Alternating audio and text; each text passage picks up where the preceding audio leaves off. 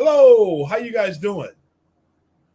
Gus Tucker here for Financial Freedom Fridays, and it's the last Friday in May. Last Friday in May 2023. And man, heading into Memorial Weekend. Hope you guys have a great weekend planned.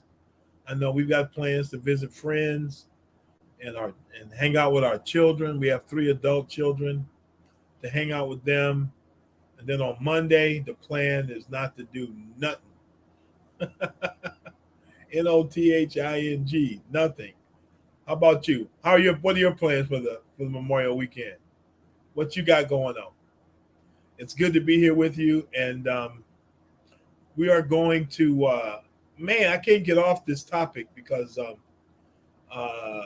just some. Well, yeah, we'll get to it. I can't get off this topic right now because it's why are we doing this podcast, and what's my motive and intention to help as many people as possible have practical tools to understand how to gain financial independence and sustain it. And it says, blessed are the disciplined, for they shall inherit the earth. Okay, it says, blessed are the pure in heart, for they shall inherit the earth. Another translation for that is the disciplined. Okay, disciplined. And what's financial independence? Hey, Ursuline, how you doing? We need a strategy to change our economic position and political power in America. I was just talking with the host, Ellis Dean, about Florida. We're talking about potentially moving to Florida in November of 24, at least for part of the year. And he said, man, you sure you want to do that? And we started talking about, I said, yeah, I've heard stuff about Florida, but I haven't really help me out. So he started telling me. That's why we run a little bit late. We were talking about Florida and some of the things going on down there. So we got a lot of work to do, man, because since 1860, we still control less than 1% or between 1 and 2% of all the wealth in the United States. Okay? Ain't no apologies, man. It was all good. We want to work and grow together as a group. Man, you educated me, which is, hey, man, I need that input. I respect you and your opinions. What principles or keys do we need to apply to experience God's promised land?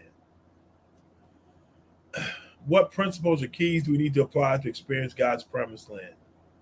And for me, I'm proud to be a Black person in America, and my existence is the proof of my magnificence. It's because it's God's will for me to be here. And we're going to talk about that in a second. So I know as you're going to Memorial Day weekend, and we think about our country and the flag and at least the principles our country is founded on. Our country hasn't always lived up to them or treated everybody with the same level of respect and honor, but they're good ideals. They're good ideals to have, and it's something that at least keeps us in check and gives us something to refer back to. When I was a kid, it was like, Mama said, Mama said, Mama said. It was supposed to go like this. Or you know what? My dad passed away when I was 2.5, so it was Mama said. I'm sure if your dad was alive, it was what Daddy said too. Okay, so all us fathers out there, it's what we said too. We had a say. Okay, but as you're sitting there in your life right now, what I want to challenge you, hey, Queens, what's up, Bernadette? That was a great song, I think, by the man, what group made that? The Spinners, or was it somebody else about Bernadette? Can't remember. But what you see from where you sit, perspective makes all the difference. Okay, so I want to challenge you all Couple things. One, take the time, just like we were doing earlier, to define your worldview. How do you look at things? Through what lens? You got to pick a lens you're going to see the world through, and how you're going to go about making sense of all this madness that we're in. Have you noticed?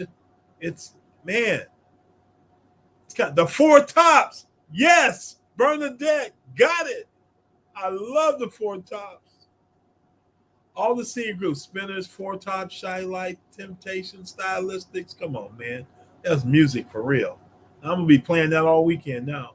So what you see is from where you sit. Perspective makes all the difference. So the way you look at things and kind of where you're sitting and what you're sitting on, Bernadette for the win. What you're sitting on is your belief system. You might be sitting in a chair, but what you're sitting on is your belief system. Okay? And we got to always be challenging and growing that belief system. Because somebody said this to me. His name is Myron Golden. He's a guy you ought to check out on YouTube. Myron Golden. Myron Golden. And personally, I've just hired him as a coach to coach me in building my business. Myron Golden on YouTube. Please check him out.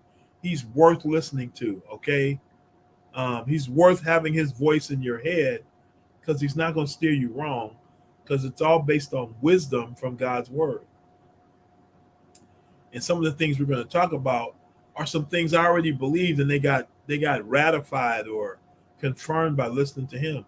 So what you see is from where you sit. And I look at things from a biblical perspective, okay? And you've got a worldview, a way of seeing the world, and where you're sitting to view your life. Okay, I would encourage you that seeing your life from God's perspective is the best, and if you ask me, only vantage point. Okay, so I'm gonna go over here, and I'm gonna get this book right here. I'm gonna read a couple things. Oh, what did I do? I did something. Here we go. Come on back. But you touch that mouse the wrong way, man, you cause a conniption. So check this out. Colossians 3. 1-4. It says, so if you have been raised with Christ, seek the things above where Christ is, seated at the right hand of God. Set your mind on things above, not on earthly things. For you died and your life is hidden with Christ in God. When Christ, who is your life, appears, then you will also appear with him in glory. Okay? Now, I want you to hear something of what the Bible says about Christ and who he is. It's in John chapter 1. John chapter 1. Would you guys agree that we need wisdom or skill to be able to live life? Right? We're going to talk about that for a second too. It says, in the beginning was the Word, and the Word was with God, and the Word was God. He was with God in the beginning. All things were created through him. All things. Every person that's walking on the planet was made in the image and likeness of God. It doesn't matter what their skin color is. And God has called us to love and honor these folks. The good, the bad, and the ugly. Now, do those people need to be confronted when their behavior goes against what's true and what's right? Sure enough. Don't matter what the outward skin color is. Wrong is wrong. Okay? It says, all things were created through him, and apart from him, not one thing was created that has been created. In him was life, and that life was the light of men. That light shines in the darkness, and the darkness did not overcome it. Then it says down here in verse 14, the word became flesh and dwelt among us. We observed his glory, the glory as the one and only Son from the Father. That word for word is the word logos, Logos, or logos. It's a Greek word, and it means like principle. Jesus was the expression of God. He was the principle. He was the wisdom of God personified. So everything that Jesus did and said personified and showed the wisdom of God. He was an exact representation. Okay? And so wisdom, it says in the book of Proverbs, there's wisdom, knowledge, and understanding. Those are three different things. But in all you're getting, get understanding. And the ultimate thing you want to get is knowledge. Okay? Now check this out. Check this out. There's like a 4-stage process to getting the wisdom. The first stage, guess what the first stage is? Ignorance. Because we have to know that we don't know everything. A pastor I had, he's not my pastor now, but in the past, he made this statement. He said, what you learn after you know everything is the most important stuff. What you learn after you know everything, that's the most important stuff. In other words, some of us, and I've been guilty of it, need to be humble to understand we don't know everything. And when we come to life and we come to situations with that perspective that we need to learn, man, we're in a good place to be able to grow, okay? So it says in the beginning was the Logos, and the Logos was with God, and the Logos was God. God is wisdom. And we to see life from the right perspective, we need to see it from wisdom's perspective. So we need to be connected to wisdom. See, the Bible is not a religious book. It's not. It's about a king, God, and through his son Jesus, about a king who is going to rule a kingdom called earth according to the principles in here. So this is a government book. Okay? It calls it Old and New Testament. A testament. Well, what is that? Well, you heard of a will and testament? A will is what you're thinking in your mind. A testament is when you write it down. Everybody's got a will, but nobody knows what it is if you don't testify to it by writing it down. And then that tells everybody what you were thinking. So in here are the thoughts of God. And if you want to live in the world that he created according to his principles and his thoughts, you might want to read his thoughts. Because it says in Isaiah 55, his thoughts are not your thoughts, and his ways aren't your ways. And his word he sends out to accomplish what he intended for you to do. He's not going to accomplish our word. Got to accomplish his word. You understand what I'm saying? So I hear people talking about they're going to speak things into existence. Only God can do that. Only God can speak things out of nothing. But what we can do is we can alter our experience while we're here on earth by what we say. Oh, yeah, we can. So you should be saying only the things that are consistent with God's wisdom. But first, you got to start with ignorance. You don't know everything. Then you have knowledge. Knowledge is gathering truth, gathering up truth, gathering it up truth from all over this word, gathering up truth from all over your experiences, gathering up, gathering up, gathering it up, gathering up. Knowledge. So now we're combating ignorance with knowledge. Understanding is assimilating the truth into your life and understanding how it works. How do these principles work? Sowing and reaping, principle of diligence, the principle of love. Sometimes you might call them laws, like laws of gravity, laws of sowing and reaping, the law of love, the law of the spirit of life in Christ. These are spiritual laws, spiritual principles that work 100% of the time. And then wisdom is the ability to apply what you've learned through your knowledge, gathering these principles up, understanding, learning how they work. Then wisdom is being able to apply them in your real life. Now, here's the thing. If you will apply the word in your life, you'll win. Why? Because this word doesn't come back void. So we're talking about money.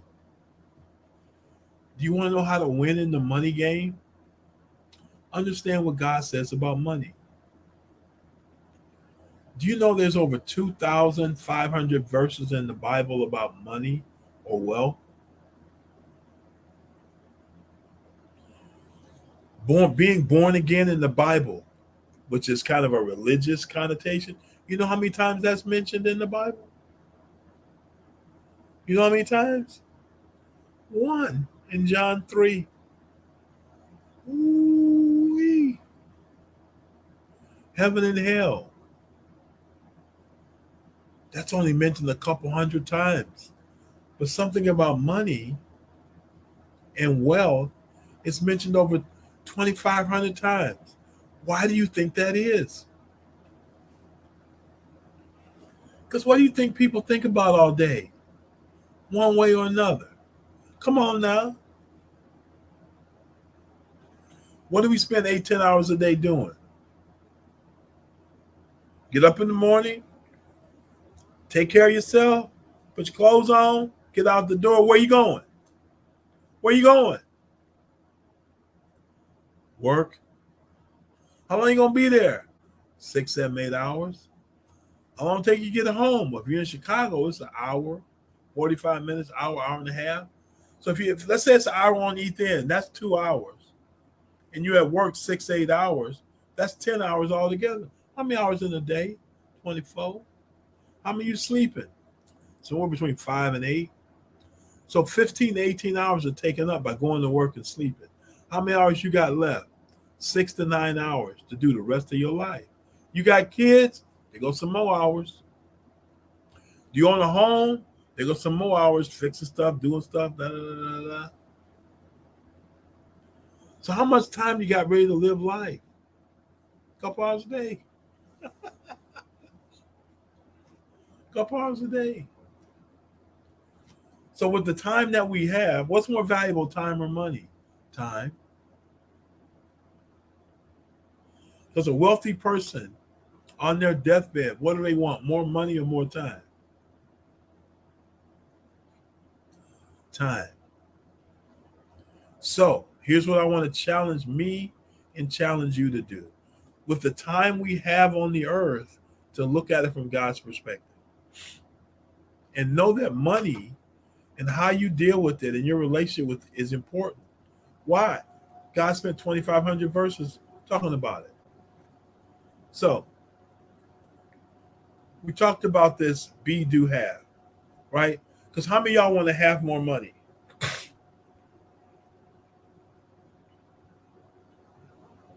Want to have more money. So we go out and we attack that problem. I'm going to get an education. I'm going to start a business.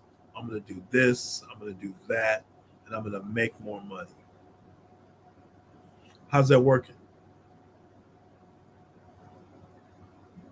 Well, it can work to some degree. But let me hit you with this. The have part is the result. Right? If you have any system, it could be a mechanical system, an educational system, any kind of system, a theological system, any kind of system, there's going to be some kind of output at the end of it that we want the system to create. But what determines what the outcome is? Huh? What the output is from the system? What determines it? You tell me. What determines it? Inputs. Garbage in, garbage out. GIGO. Garbage in, garbage out.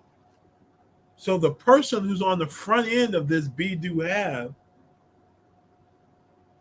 is what's going to drive the output, the having part. But how much time do we really spend on developing our person? Ooh. It says in 3 John 2, our beloved, I wish that you would prosper, even as your soul prospers. So as is your emotional health, your mental health, and the choices you make, that's how your life's going to end up. Okay? So check this out. Be, do, have. Identity is the first thing, right? Identity is the first thing. Let me ask you guys a question.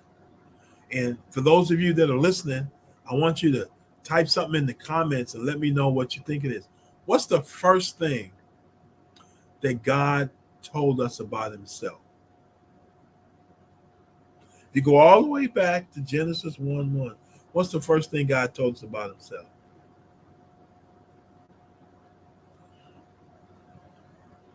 What's this got to do with money? Oh, hold on. Hold the phone. Hold the phone. Anybody want to take a shot at that?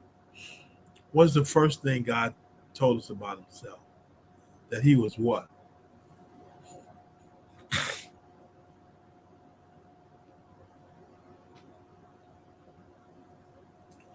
Do I have any takers? Come on, don't worry about being wrong or whatever.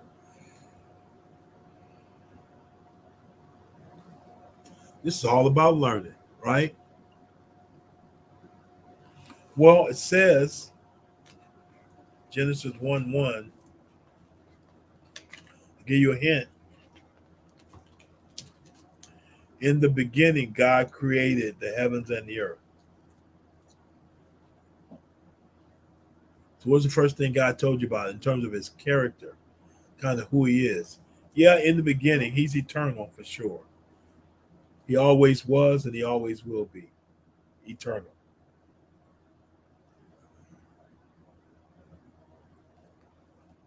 But what did he begin to tell you about his heart? It says, in the beginning, God created. God is a creator and he's creative. So much so that he spoke everything into existence. He really did. He was creative by his word. He created you and me, my next door neighbors. How God created people is amazing. But he's creative. And then he said he created man in his what? His image and likeness. So guess what? Guess what? You're creative too. No, I'm not creative. I can't paint or sing or play an instrument. That's not the only kind of creativity there is.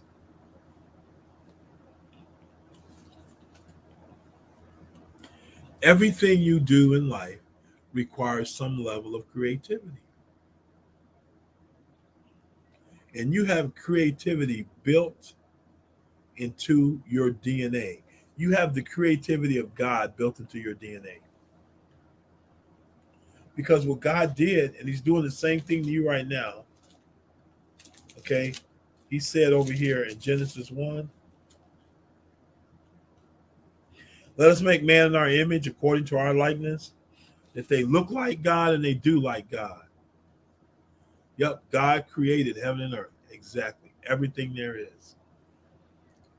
God said, let us make man in our image according to our likeness. They will rule the fish of the sea, the birds of the sky, the livestock, the whole earth, and the creatures that crawl here.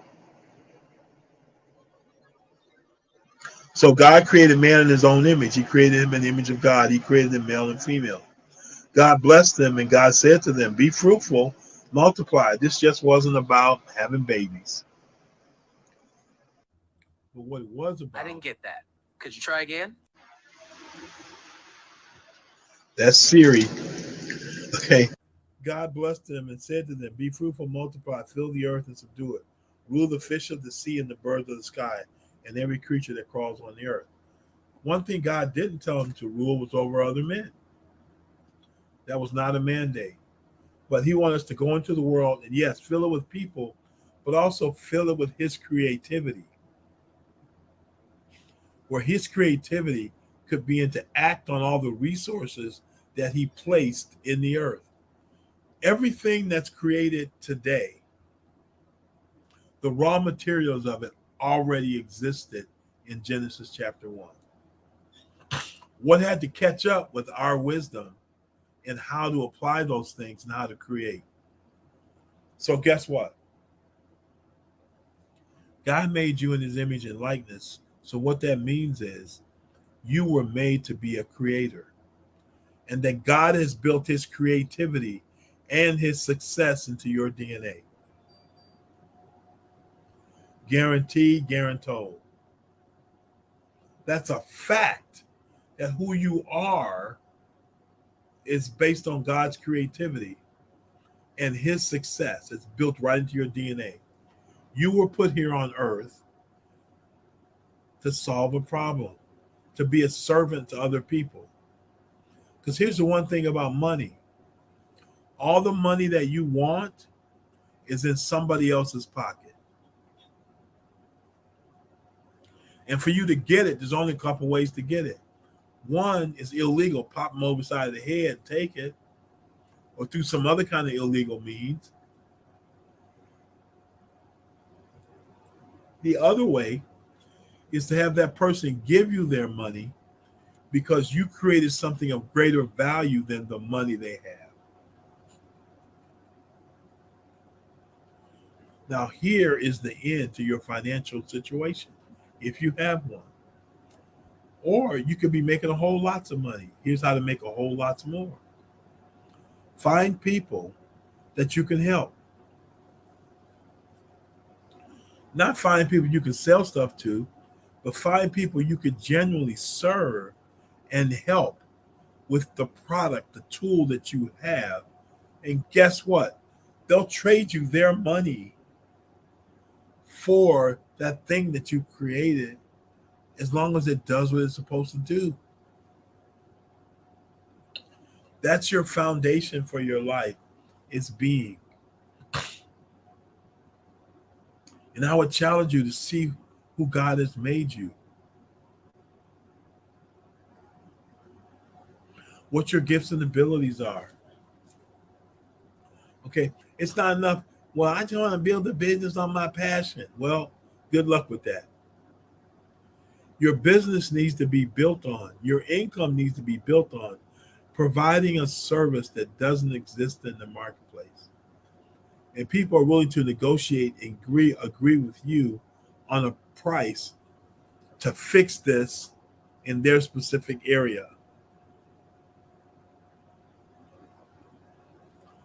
So you've been made with the capability to provide a good or a service to other people around you. The only question is, how big will it be? Okay? How big will it be? So we have to believe God for a little bit and then he'll make it bigger. Remember the loaves and the fishes? We don't have enough to take care of this multitude. It'll take 8 months to make this much money. What did Jesus do? Took the little boys, 2 loaves and 5 fishes, prayed to God in heaven. So he consecrated those things so now they could be administered according to God's laws. And what happened when they started giving the food out? It didn't run out till they had 7 bags left. True story. God wants to build, and he has built that kind of creativity and opportunity to bless people inside of you. First question I want you to ask, are you willing to be? Are you willing to be what? 100% of what God has called you to be. That starts you changing yourself financially. You're willing to be that person. One of the things that's going to help you be that person, check out Myron Golden on YouTube and get his 2 books, Boss Moves, And the other one is called Trash Man to Cash Man. How he went from $6.25 an hour to being a multimillionaire. And it's through these principles that we're talking about on our podcast. So just let me ask you a question. What do you believe you were put here to do? How are you supposed to be serving other people and giving to other people? From a Christian religion, quote unquote, perspective in terms of things I'm supposed to do and bring back to the church and have them be a service to people, or people I'm supposed to help. How many of those are there? So what I'm challenging all of us to do is to figure out, who is it that I am? What do I feel like I was called to do? And then start engaging with those people. Does that make sense? So being is the first step on our journey. And we'll talk about doing the next time. Okay? So, hey, if today was helpful for you, what I would ask you to do is like us, follow us, share it with other people. And we love you guys. Have a great Memorial weekend. And really, it's all about who you're being. Hit us up at Financial Freedom Fridays at Gmail with your questions, comments. Let us know you out there. Let us know what you want to talk about, what's on your mind. Okay? All right, guys. Talk about doing next time. First, it's about being who you're called to be. Then it's about doing. Have a great Memorial Day weekend. Okay? Take care. Bye-bye.